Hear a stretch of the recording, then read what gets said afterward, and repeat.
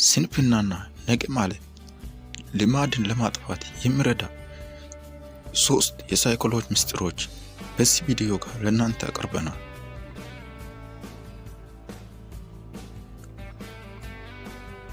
ህይወታችን የሚቀይሩ ታላላቅ እቅዶች እናቅዳለን። ነገር ግን ስራውን ለመጀመር ስናስብ ነገ እሰራዋለሁ እያልን እናስተላልፋለን። ያ ነገ ግን መቼም አይመጣም።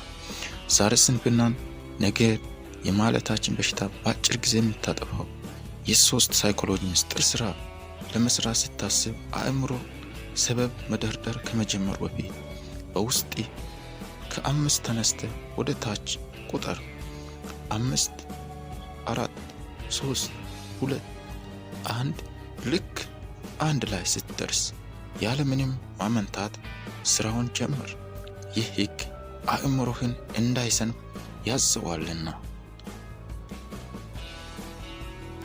ሁለተኛ ምስጢር ስራውን ማሳነስ። አእምሮአችን ስራውን በጣም ከባድና ትልቅ መስሎ ሲታይ ይሸሻል። ስለዚህ የምትሰራውን ትልቅ ስራ ወደ ትናንሽ ከፋፍለህ ስበረው። ለምሳሌ መጽሐፍ ሙሉ ለማንበብ ካሰብ ዛሬ 1 ገጽ ብቻ አነባለሁ ብለህ ጀምር። በትንሹ መጀመር ስንፍናን ይሰብራልና።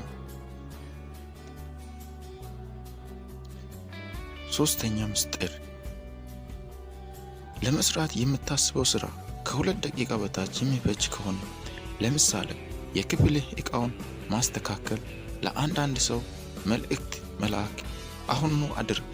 ትናንሽ ስራዎች ወዲያውኑ መስራት አእምሮአችን ንቁ እንዲሆን ትልቅ ስራውን ለመስራት መነሳሳት ሞቲቬሽን እንዲያደርግ ያደርገዋል።